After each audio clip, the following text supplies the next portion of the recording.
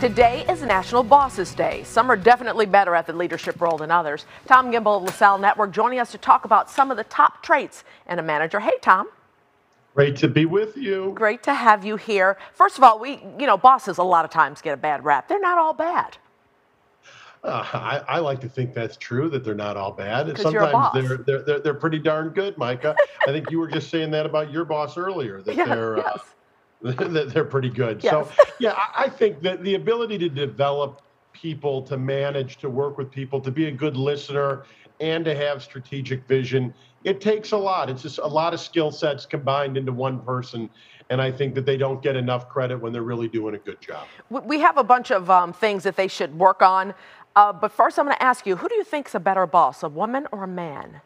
Oh, let's not bring gender into this. I think that Since when don't you want to do something like that? Let's do it the other way. There's bad women bosses and there's bad men bosses. Very diplomatic. Okay. And I think that the idea is that men can learn a ton from reporting to a woman, and women can learn a ton from reporting to a man, both good and bad. And a lot of times people think, Micah, you only learn from having good bosses.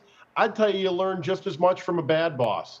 You'll learn what's important to you. You learn that how they manage one person might not be right for you.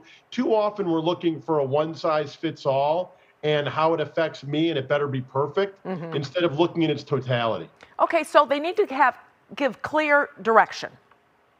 Yeah, communication is key. And the biggest thing that I find that great managers do is they understand that their staff can be either audio or visual learners. So if you only do things in email, but somebody's an audio learner, they're not really grasping it.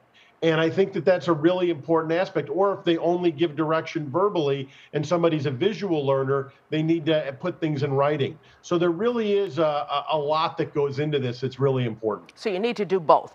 You also need to possess a degree of emotional intelligence and empathy for employees, because employees, just like everybody else, has issues. They have personal issues, and you need to be able to be empathetic, right?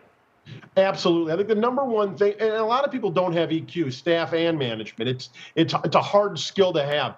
The number one thing you can say when you're a manager going into a group is to say, let's just get our cards out on the table and admit I'm not perfect, and my guess is you aren't perfect. You'll make mistakes. I'll make mistakes.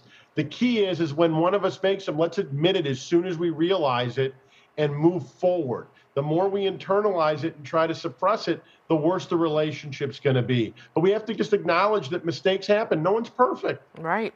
Acknowledge workers for outstanding performance and provide regular feedback. Yeah, I think number one is that when something's done exemplarily, let's make sure that we give credit.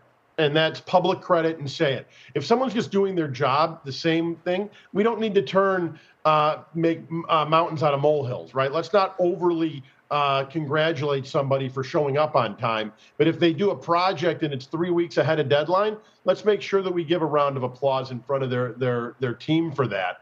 And I think the key is to give regular feedback when things aren't going wrong. Because if you just give feedback when things are bad, then your people are always going to view those meetings with you in a negative light.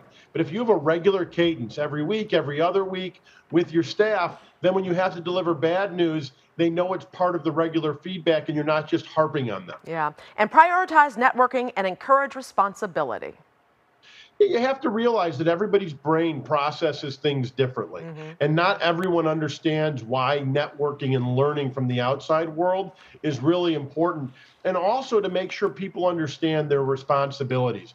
There's this book I read years ago called Execution, and it talked about your customer's customer. That if you really understand who your customer is, you realize that other people depend on them.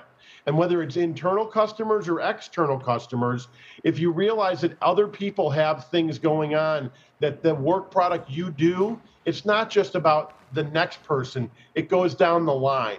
And when you can teach your employees about the aspect of multiple layers of responsibility, you're really doing them a service. Okay. Thank you, sir. Quick, yes or no? Can you be friends with your boss? Yes or no? 100% yes. All right. Thank you, Tom. Tom Gimbel of LaSalle Network. Always great to see you on a Monday. Bye-bye. Stay healthy.